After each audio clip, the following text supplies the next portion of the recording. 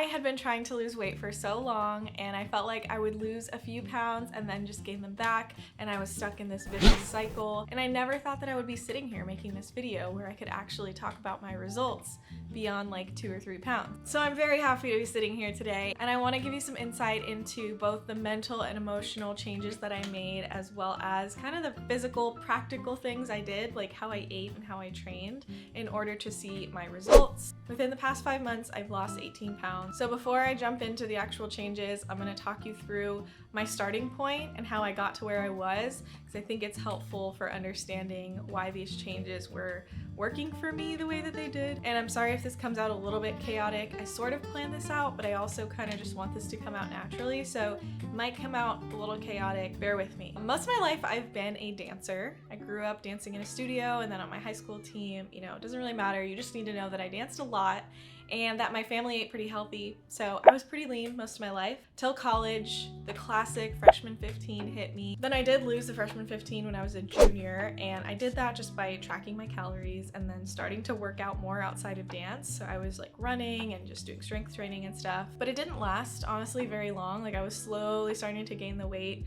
back, and that is because I became very emotionally tied to food without realizing it. I would use food to kind of just like numb my emotions and not have to feel anything, or I would use food when I was bored or when I didn't want to be productive. Like there were a lot of things that I would use food for that were unhealthy. I certainly do think that every once in a while it's okay to have some ice cream or have whatever as a treat if you're not feeling so great, but it shouldn't be what you're always gravitating towards, even for like the smallest of problems, which I was. But if you looked at me, you would think I was a pretty healthy person because I exercised a lot. I had muscle, and that would like trick people into thinking I was healthier than I was. Like even my doctor, he kind of noticed that I had gained quite a bit of weight within a year, and he mentioned it, but he didn't ask me anything about food. He really was just asking how active I was. And of course, when he heard me say, like, I go to spin class like 5 days a week, and I go to the gym, and I teach dance, he didn't care anymore, which that is kind of concerning. That's a whole nother topic about America's like healthcare system and how we're not paying attention to the right things in most cases. But I digress. Yeah, I was never extremely overweight. I think I was just at the peak end of the range for my like healthy BMI, but I just knew that I could do better for myself. I started to not feel like I was me anymore because a lot of my clothes weren't fitting.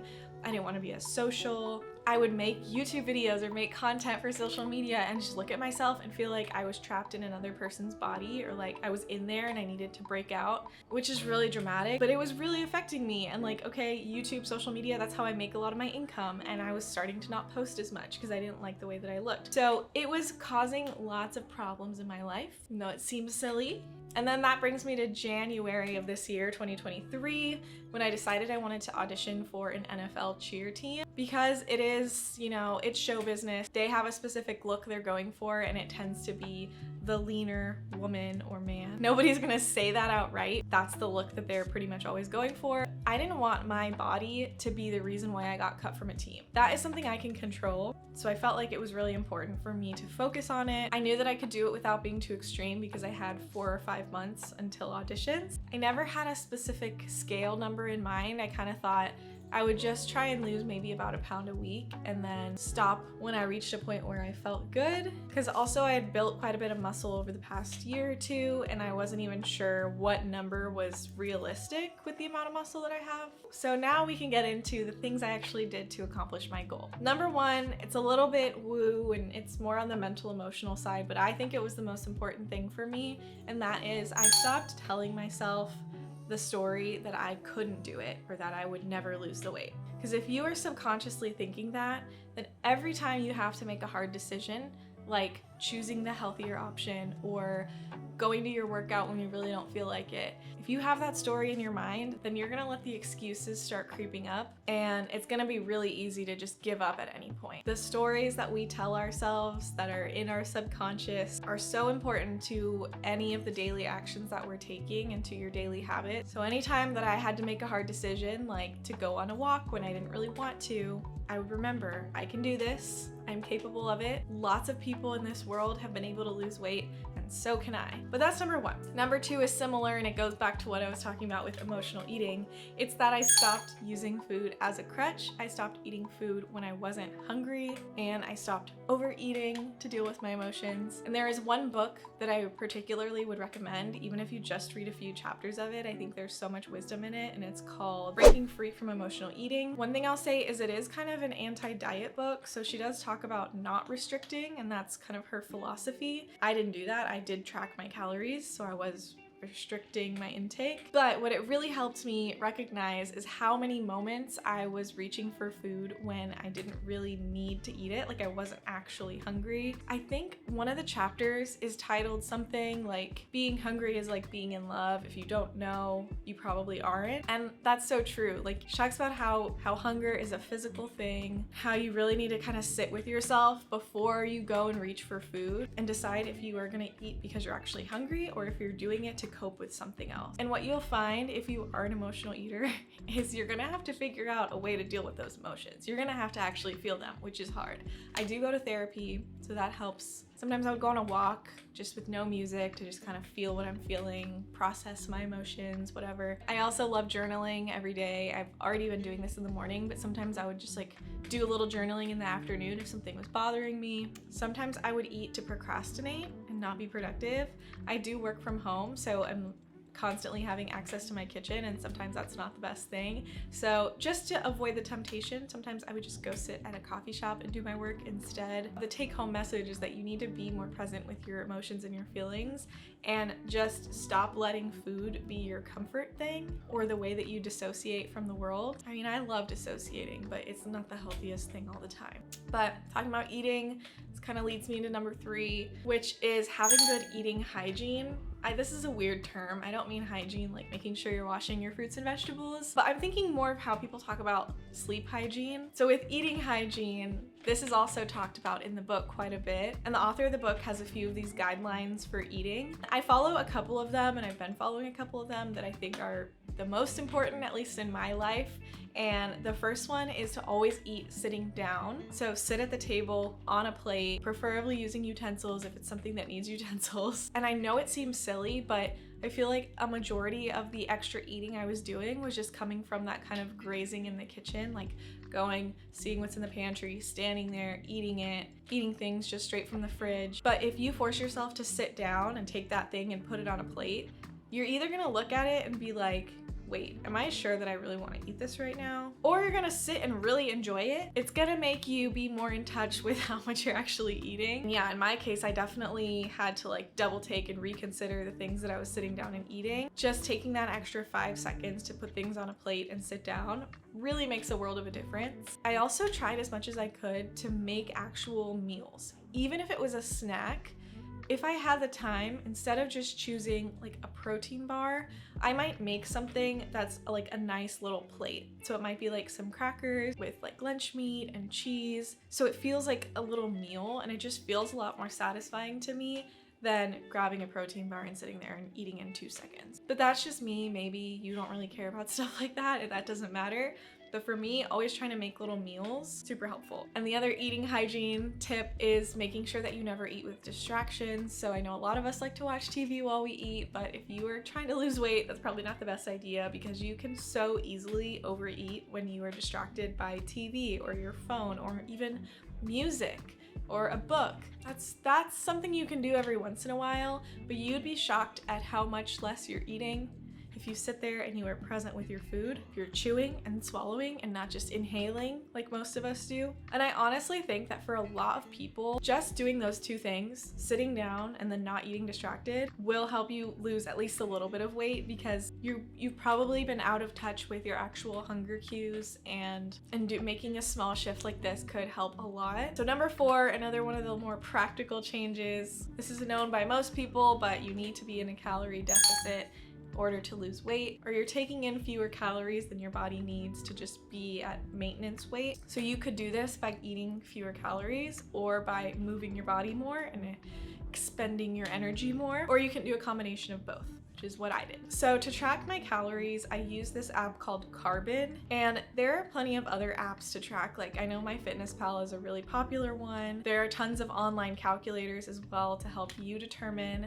the amount of calories you need to eat to be in a deficit, depending on your height and your weight and your activity levels and how quickly you want to lose weight. So Carbon is a paid app. I think it's like $10 a month maybe, and there's a free trial. The reason I like it is because it was created by experts in nutrition. It's really easy to log food in there. It has the barcode scanner. The interface is really easy to use, and it lets you do little check-ins every week. So if you are losing weight too quickly or you're not losing weight at all, it will adjust your calories for you so that you can stay on track with your goals. One thing about the app is that I think it works best if you weigh yourself every day, because then you get your average weight for the week. And I know that weighing in can be triggering for some people. Like some people don't have the greatest relationship with the number on the scale, and if you see a number in the morning that is higher than you want it to be, that might tempt you to make drastic changes throughout that day or just give up altogether. For me, I kind of just saw the numbers as data, and our weight can fluctuate daily due to so many different factors that you should just, put down the number and move on with your life. But I'm just saying that here, if that's something that you don't like, then maybe you don't want to use this app, or you just want to not do that step in the app. But yeah, so I set mine, I think, to just lose 1 pound a week until I got really close to my auditions. Then I amped it up a little bit just because it was crunch time and I wasn't quite where I wanted to be yet.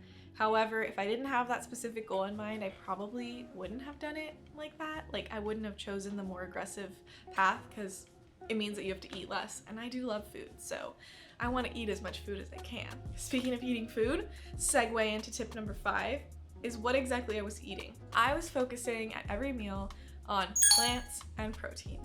By plants, I mostly mean vegetables. And this is because, of course, they provide so many micronutrients, like your vitamins and minerals and all of that, but also because you can eat a lot of them and feel full without consuming a lot of calories, as opposed to eating like something really sugary. That's gonna be a ton of calories and be really small.